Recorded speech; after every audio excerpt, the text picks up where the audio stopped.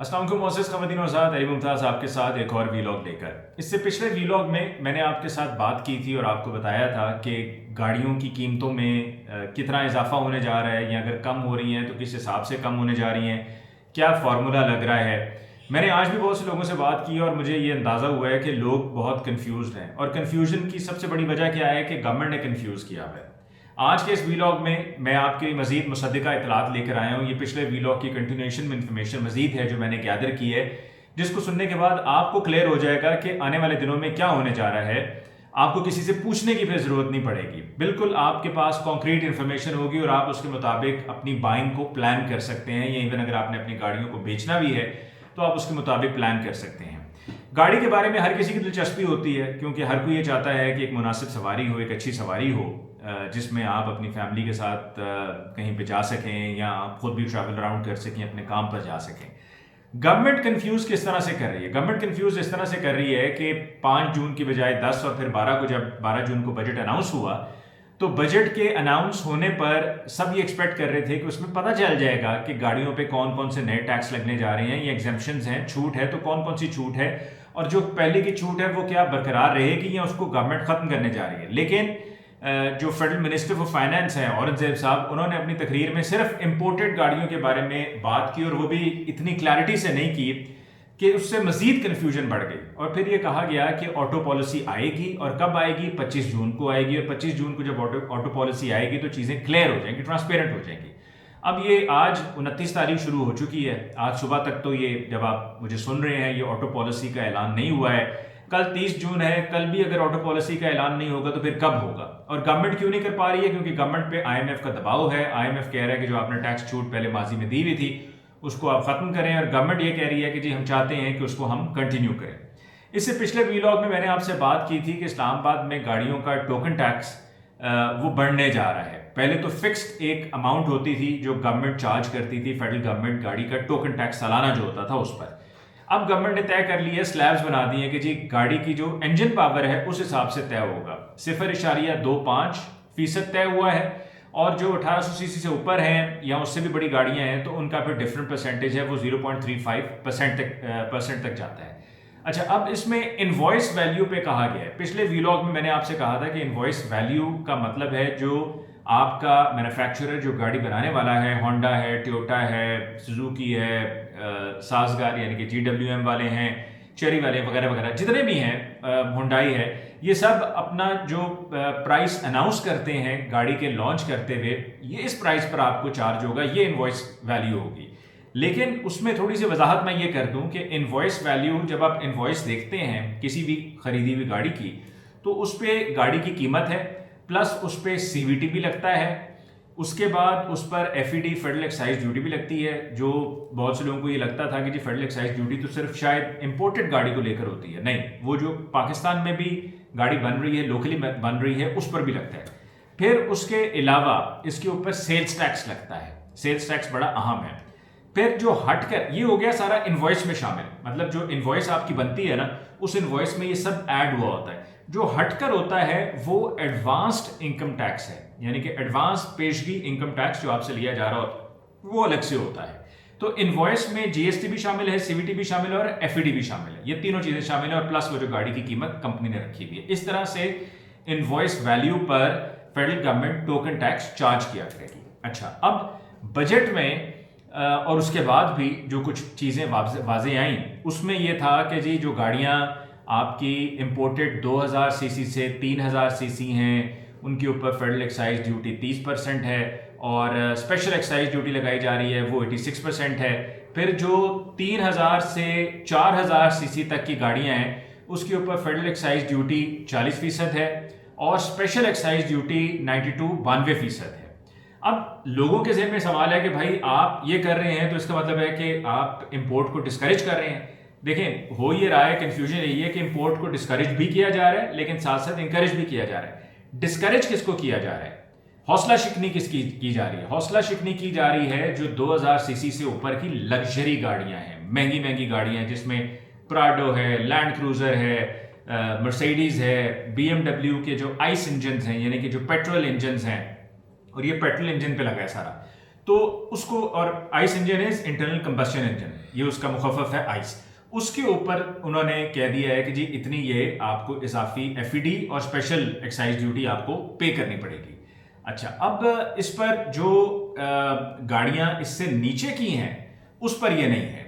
अच्छा, और एक और चीज है जो 2000 सीसी से नीचे गाड़ियों पे भी नहीं है और 2000 सीसी से ऊपर गाड़ियों पे भी नहीं है, और वो क्या है कि कस्टम ड्यूटी कम की गई है। कस्टम ड्यूटी पहले से कम कर दी गई है, लेकिन जहां पर कस्टम ड्यूटी कम की है वहां पर चूंकि फेडरल एक्साइज ड्यूटी बढ़ा दी गई है और साथ में स्पेशल आपका जो एक्साइज ड्यूटी है वो लगा दी गई है, तो उसकी वजह से प्राइसेस इवेंचुअली बढ़ ही रही हैं। तो गाड़ियों की 100% कीमत बढ़ी है किनकी, 2000 सीसी से 3000 सीसी एंड 3000 सीसी से एंड अबव।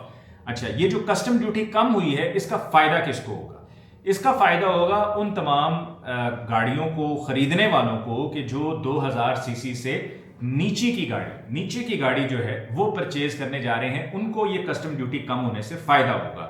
यहां पर ये लोकल मैन्युफैक्चरर जो कहता है वो बिल्कुल ठीक कहता है कि हमारे यहां आप देखिए कि बेशुमार गाड़ियां ऐसी हैं, सिर्फ 2-3 गाड़ियां ऐसी हैं जो 2000 सीसी से ऊपर है, वरना जितनी भी गाड़ियां हैं वो अक्सरियत 2000 सीसी से नीचे हैं। यानी कि 2000 सीसी से ऊपर एक हुंडई की पैलिसेड लॉन्च हुई है वो है, या फॉर्च्यूनर है, ये 2000 सीसी से ऊपर है। बाकी गाड़ियां 2000 सीसी या 2000 सीसी से नीचे तक हैं। अब जो गाड़ियां नीचे हैं ये मैन्युफैक्चरर्स का फोकस रहा है, क्योंकि ये उनकी टारगेट मार्केट रही है। ये जो गाड़ियां बना रहा है मैन्युफैक्चरर ये मासेज में जा रही हैं, ज्यादा बिक रही हैं, क्योंकि इसकी प्राइस भी फिर कंपैरेटिवली कम होती है। अब चूंकि ये गाड़ियां बनाने वाला मैन्युफैक्चरर इफेक्ट हो रहा है और बाहर से जब गाड़ी की आप कस्टम ड्यूटी कम कर देंगे तो लोग ये कहेंगे कि जापान से गाड़ी मंगवा लें, वो गाड़ी तो ज़्यादा अच्छी होती है, वो ज़्यादा अच्छी उसकी फिनिशिंग होती है और वो गाड़ी ओवरऑल जो उसका प्रोडक्ट है वो ज़्यादा बेहतर होता है, तो लिहाजा गाड़ी बाहर से मंगवा लें जब ये कस्टम ड्यूटी कम होगी है। तो इसी वजह से ये लोकल मैन्युफैक्चरर चीख रहा है, और ठीक चीख रहा है कि हमने अरबों रुपए की यहाँ पर इन्वेस्टमेंट कर दी है और आपने एक दिन वन फाइन डे अपनी मर्जी के मुताबिक आपने कह दिया कि भाई अब आप बाहर से भी गाड़ी मंगवा लें, और जिसकी प्राइस जो गाड़ियाँ 2000 सीसी से नीचे हैं वो फिर लोग मंगवाएंगे। अच्छा, लेकिन वहां पर भी गवर्नमेंट ने एक पाबंदी लगाई है। वो पाबंदी क्या लगाई है कि पहले गाड़ियां आती थी, वहां से एक्सीडेंटल गाड़ी भी आ रही है और ऐसी गाड़ियां भी आ रही हैं जो मैं समझता हूं कि सेफ नहीं है उनको इस्तेमाल करना कहीं पे भी, लेकिन वहां से वो खरीदी जाती थी ऑक्शन से, जापान से पाकिस्तान लाया जाता था। अब पाकिस्तान में उन्होंने कहा है कि जी लाने से पहले आपको प्री शिपमेंट इंस्पेक्शन सर्टिफिकेट हासिल करना होगा, और 2 कंपनियों का बताया गया कि इन्हीं 2 कंपनी से ही आपको प्री शिपमेंट इंस्पेक्शन हासिल करनी होगी। मैंने पिछले वीलॉग में कहा था जो मास्टर बिल ऑफ लैंडिंग, वो मास्टर बिल ऑफ लैंडिंग होता है। मास्टर बिल ऑफ लैंडिंग के तहत ये पता चलता है कि जो आपकी शिपमेंट के डॉक्यूमेंट्स हैं कि वहां से वो गाड़ी कब शिप हुई है, क्योंकि जो भी गाड़ियां बेशुमार गाड़ियां पोर्ट पे फंसी हुई थी, क्योंकि नए एसआरओ के मुताबिक ये कह दिया गया था जी आप पीएसआई यानी कि प्री शिपमेंट इंस्पेक्शन सर्टिफिकेट आप हासिल करें, तो वो गाड़ियां तो वहां से रवाना हो चुकी थी, रस्ते में थी या पहुंच गई हुई थी, तो उनका हम कैसे करें? तो उस पर उन्होंने वन टाइम ये छूट दी है, और ये वन टाइम छूट देकर उन्होंने ये कहा है कि जी ठीक है आपकी जो गाड़ियां हैं वो प्री शिपमेंट इंस्पेक्शन सर्टिफिकेट ना सही, लेकिन जो उसकी ऑक्शन शीट है उसके मुताबिक हम उसको देखेंगे। और ऑक्शन शीट में भी उन्होंने कहा है कि भाई वो ग्रेड उसका ग्रेड 3, ग्रेड 3A, आर, ये जो नीचे के ग्रेड्स हैं इनकी गाड़ियां काबिल कबूल नहीं है, इनकी हम इजाजत नहीं देंगे। यानी कि वो जो पहले से वहां से गाड़ियां यहाँ लाकर लोग उसकी भी मुरम्मत करके मेकअप करके लोगों की आंखों में धूल झोंक कर बेचते थे वो नहीं कर पाएंगे। लेकिन जो गाड़ियां वहां से ठीक आएंगी, प्री इंस्पेक्शन सर्टिफिकेट के साथ आएंगी, वो 2000 सीसी से नीचे भी आ सकती हैं, और कस्टम ड्यूटी कम होने की वजह से लोग उसकी तरफ मुतवज्जे होंगे, लोग उन गाड़ियों को खरीदना चाहेंगे। और यहाँ पर ये लोकल मैन्युफैक्चरर ठीक कहता है कि भाई आप अपने वो गाड़ियां जो हैं उनको आप आने देंगे तो हमारा क्या बनेगा। दूसरी तरफ गवर्नमेंट ने एक और काम ये किया है, अब यहाँ पर ये जो 2000 सीसी से 3000 और 3000 से भी ऊपर का है वो ये कि जब उन्होंने 5 साल की जो पाबंदी थी, पहले ये था कि 5 साल पुरानी सिर्फ गाड़ी मंगवाई जा सकती है, उससे पीछे की गाड़ी नहीं मंगवाई जा सकती। 5 साल पुरानी गाड़ी से पीछे जब आप जाएंगे तो जो आपको गाड़ी की ड्यूटी कैलकुलेट होती थी ना पर ईयर, मतलब ताज़ा 2026 की होगी तो उसका ज़्यादा होगा, जितने इतने साल पीछे जाएंगे वो डिप्रिसिएशन पड़ेगी और उसकी कॉस्ट भी आपको ड्यूटीज़ की मद में कम पड़ेगी। तो वहाँ पर भी लोगों का ये एतराज़, यानी कि लोकल मैन्युफैक्चरर्स का ये कहना बिल्कुल ठीक है कि भाई आपने वहाँ पर भी वो 5 साल से पीछे तक जब आप ले गए हैं, तो पीछे लेके जाने का मतलब ये है कि लोग फिर वहाँ की गाड़ी उठाएंगे, ठीक है वो अच्छे ग्रेड की गाड़ी उठा लेंगे, उसका प्री शिपमेंट इंस्पेक्शन सर्टिफिकेट भी होगा और गाड़ी भी वो कस्टम ड्यूटी करंटली जो है वो भी कम है, फिर और पीछे चले जाएंगे और जापान से गाड़ी आ रही होगी तो लोग कहेंगे जी गाड़ी भी जापान से आ रही है, प्री शिपमेंट इंस्पेक्शन सर्टिफिकेट भी इसके साथ है, ड्यूटी भी वहाँ से लाने वाले को कम पड़ेगी, तो वो लोग उसको फिर प्रेफर कर रहे होंगे। उसमें भी कहा है कि जी आप ट्रांसफर ऑफ रेजिडेंस पे या आप गिफ्ट स्कीम के जरिए, यानी कि ट्रांसफर ऑफ रेजिडेंस स्कीम के जरिए या गिफ्ट स्कीम के जरिए, यही दो तरीके हैं जिनके जरिए आप गाड़ी मंगवा सकते हैं। अच्छा, अब हमारे यहाँ क्या होने जा रहा है, ये सबसे अहम नुकता है और इंतहाई अहम नुकता है कि हमारे यहाँ क्या होने जा रहा है। ये गौरतलब बात है।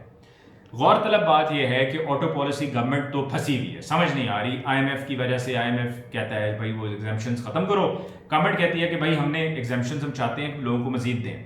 हम चाहते हैं कि पाकिस्तान में जो हमारी इन्वायरमेंट है, जो माहौल है वो बेहतर हो और ये जो डीजल और पेट्रोल इंजन हैं इसको डिस्करेज किया जाए, हाइब्रिड पे जाया जाए, ईवीज पे जाया जाए। और वैसे भी ये है कि जब फ्यूल कम इस्तेमाल होगा तो हम जो फ्यूल की मद में इतने डॉलर्स बाहर भेज देते हैं, हमारा इंपोर्ट बिल इतना बढ़ जाता है, वो भी कम होगा। बिजली से सोलर लगाएं लोग, सोलर से गाड़ियों को चार्ज करें और चलाएं तो हमारा इंपोर्ट बिल भी कम होगा। लेकिन वहाँ पे जब इंपोर्ट बिल कम होगा तो गवर्नमेंट जो लेवी लगाती है पेट्रोल पे और लेवी लगा के वहाँ पर सरकार पैसा बनाती है आम आदमी से लेवी की मद में, तो हर किसी को पेट्रोल डलवाना पड़ता है, तो वो लेवी तो जाएगी जाएगी, वहाँ पे सरकार को भी नुकसान है। तो इसलिए सरकार ओपनली ये नहीं चाहती है कि सारा कुछ ही ईवी पे, इलेक्ट्रिक गाड़ियों पे शिफ्ट हो जाए या हाइब्रिड गाड़ियों पे शिफ्ट हो जाए। वो भी चाहते हैं कि भाई ये डीजल और पेट्रोल इंजन चलते रहें। अच्छा, 2021 से 2026 तक की जो हमारी ऑटो पॉलिसी थी, वो ऑटो पॉलिसी ये कहती है कि जी जो गाड़ियां ईवी हैं यानी कि इलेक्ट्रिक हैं, टोटली इलेक्ट्रिक हैं, उस पर सेल्स टैक्स होगा 1%। अब हमारे यहाँ दीपाल SO5 एक गाड़ी है, ये मास्टर कंपनी है उनकी। इस कंपनी ने दीपाल, चेंगान, चेरी, ये तीनों गाड़ियाँ इसी एक कंपनी की हैं, फैमिली की हैं। तो मुख्तलिफ गाड़ियों की फ्रेंचाइजीज उन्होंने ले ली है, इजाज़त ले ली है चाइना से और बना रहे हैं पाकिस्तान में। दीपाल SO5 पे 1% सेल्स टैक्स है। अब ये 1% सेल्स टैक्स इसलिए क्या कि जी वो टोटली ईवी गाड़ी है? नहीं, वो टोटली ईवी गाड़ी नहीं है, उसमें भी पेट्रोल है। उसकी जो ईवी रेंज है वो 200 किलोमीटर के करीब, 180 कर लें कि प्रैक्टिकली 180 वो चलती है एक चार्ज पर, और उसके बाद फिर वो पेट्रोल पे शिफ्ट हो जाती है। तो जब वो पेट्रोल पे शिफ्ट हो जाती है तो फिर पेट्रोल इंजन तो बीच में है ना। आप भले कह दें जी वो पेट्रोल इंजन जनरेटर का काम करता है, लेकिन जब तक वो बैटरी डिप्लीटेड होगी यानी कि बैटरी ड्रेन हो चुकी होगी तो वही पेट्रोल पे गाड़ी चल रही होगी और वो फिर उसको साथ साथ बैटरी को चार्ज कर रही होगी, क्योंकि वो रेंज एक्सटेंडेबल ईवी है।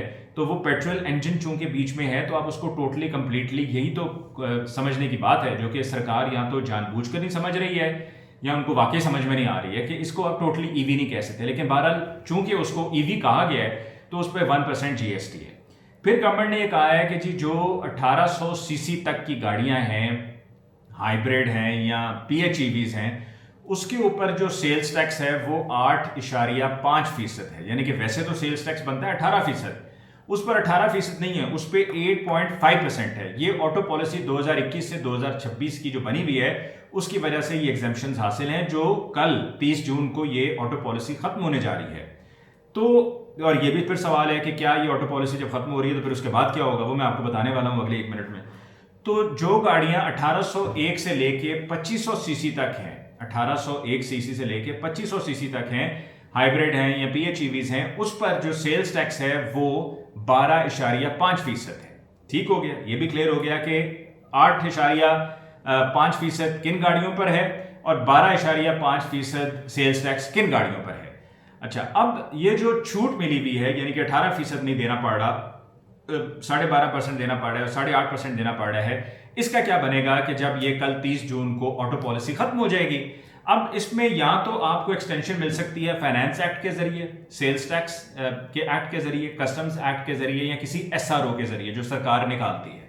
जिस तरह उन्होंने कहा है कि जो CKD यूनिट्स हैं उसके ऊपर हम 1 साल उसको मजीद टाइम दे रहे हैं, ये कह दिया गया है फाइनेंस बिल के जरिए, ये कह दिया गया है कि हम 1 साल अगले साल जून तक का, वो 2027 तक का टाइम दे रहे हैं। लेकिन ये जो ऑटो पॉलिसी में सेल्स टैक्स, गाड़ियों के मुकम्मल तैयार शुदा गाड़ी के ऊपर सेल्स टैक्स का जो रिलीफ था, जो एग्जेम्पशन थी, इसका क्या होगा जब ये 30 तारीख तक अगर कोई ऑटो पॉलिसी नहीं आएगी या कोई नया ऑर्डर जारी नहीं होगा, SRO नहीं आएगा फाइनेंस एक्ट के तहत, सेल्स टैक्स एक्ट के तहत या कस्टम्स एक्ट के तहत, तो ऑटोमेटिकली 30 जून को ये खत्म हो जाएगी एग्जेम्पशन। 30 जून को ये एग्जेम्पशन खत्म हो जाएगी और ये जो हाइब्रिड और PHEVs हैं जिनको छूट मिली हुई है, और हाइब्रिड और PHEVs बेशुमार हैं, साजगार वालों की हेवल है, चेरी टीगो है, उसके अलावा जेको वालों की गाड़ी है, जेटोर वालों की गाड़ी है, MG है, ये तमाम गाड़ियां वो हैं जो चाइनीज़ गाड़ियां हैं। फिर इसके अलावा जो हमारे खैर होंडा, टोयोटा वगैरह तो अभी इसमें पड़े ही नहीं है ना, उनको एक अलग मुश्किल पड़ी हुई है कि भाई क्या करें, यहाँ के सारी मार्केट खा गए हैं।